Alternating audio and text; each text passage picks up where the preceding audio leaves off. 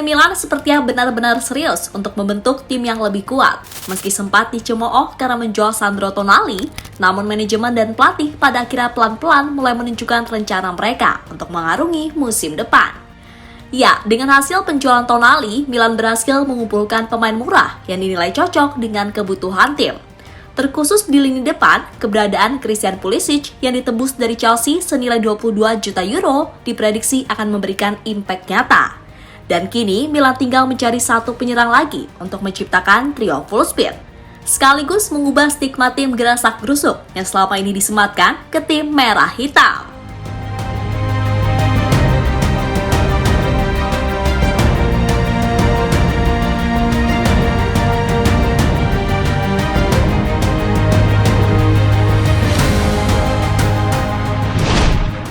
Musim 2022-2023 benar-benar menjadi musim yang penuh pembelajaran buat AC Milan.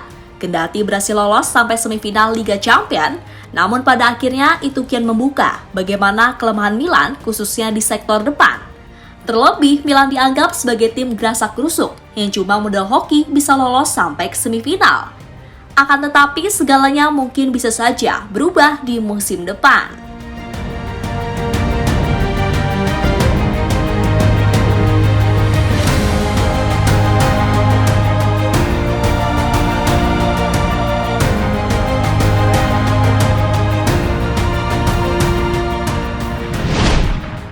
Ya, memasuki musim baru, manajemen membuat gebrakan yang cukup mengejutkan, mulai dari menjual Sandro Tonali hingga memecat Paolo Maldini sebagai direktur olahraga.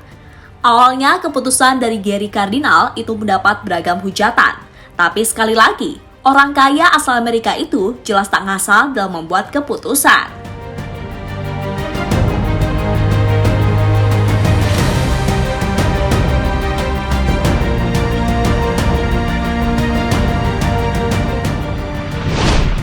Nah, bersama Stefano Pioli selaku pelatih, Cardinal selain ingin menjadikan Milan sebagai klub bisnis, ia juga ingin Milan bermain lebih baik di musim depan. Sehingga mereka benar-benar layak untuk bersaing di level tertinggi. Di mana salah satu usaha yang dilakukan adalah membeli pemain yang bisa mengakomodasi rencana Pioli musim depan.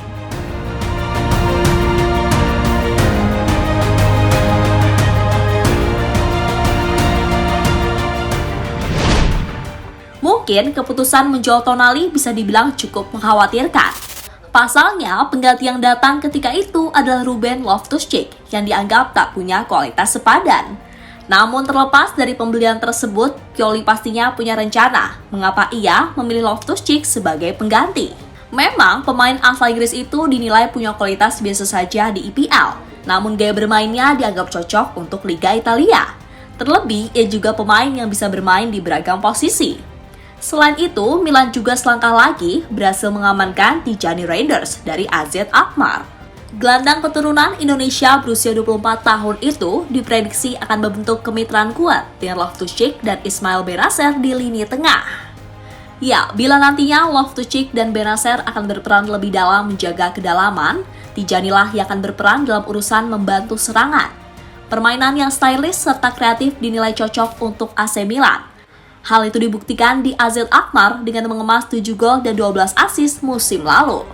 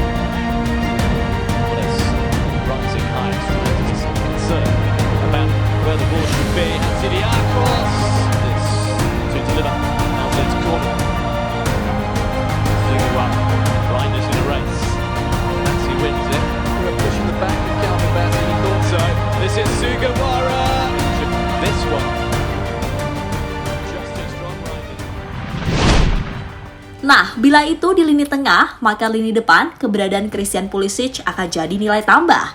Pemain asal Amerika itu sebenarnya adalah pemain yang luar biasa. Hanya saja saat di Chelsea kemampuannya tak benar-benar bisa dimaksimalkan. Punya kemampuan oke sebagai sayap kanan, Pulisic jelas akan memberi impact nyata di dalam skuad Milan.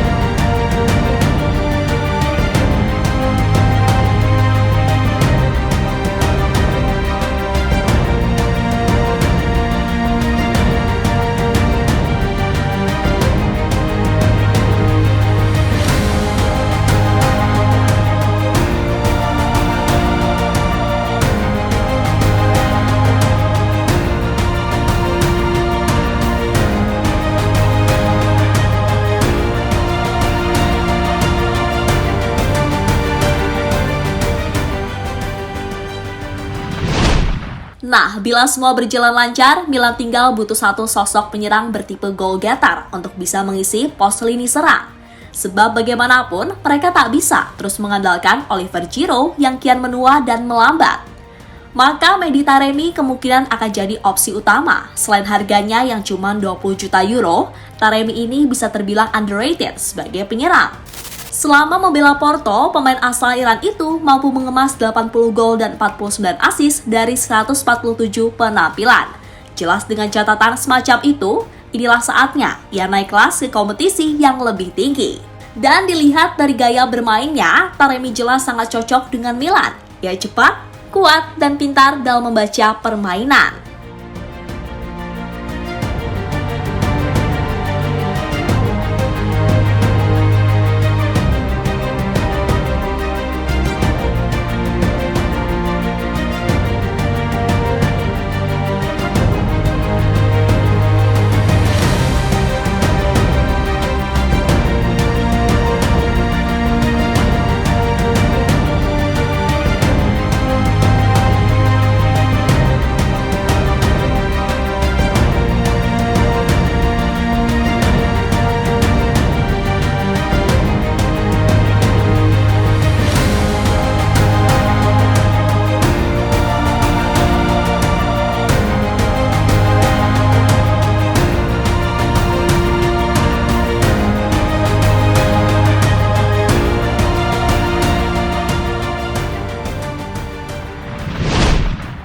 Nah, dari sini sudah terlihat gambaran rencana Pioli untuk musim depan, di mana ia mungkin akan mengadopsi sedikit gaya main Carlo Ancelotti dengan komposisi pemain yang begitu.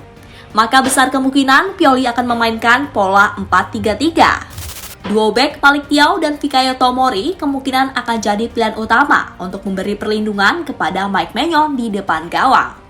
Kedua bek tadi akan diapit oleh dua bek sayap cepat, yakni Davide Calabria di kanan dan Theo Hernandez di kiri.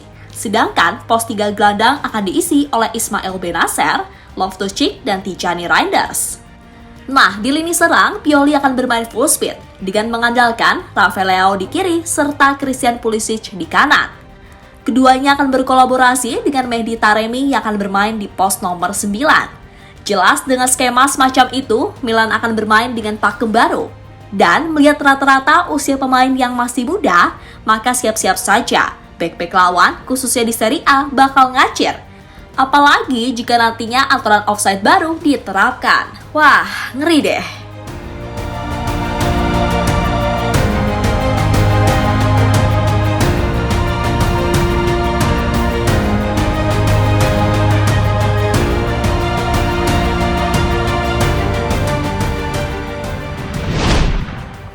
So, patut kita nantikan gebrakan apa lagi yang bakal disiapkan Milan.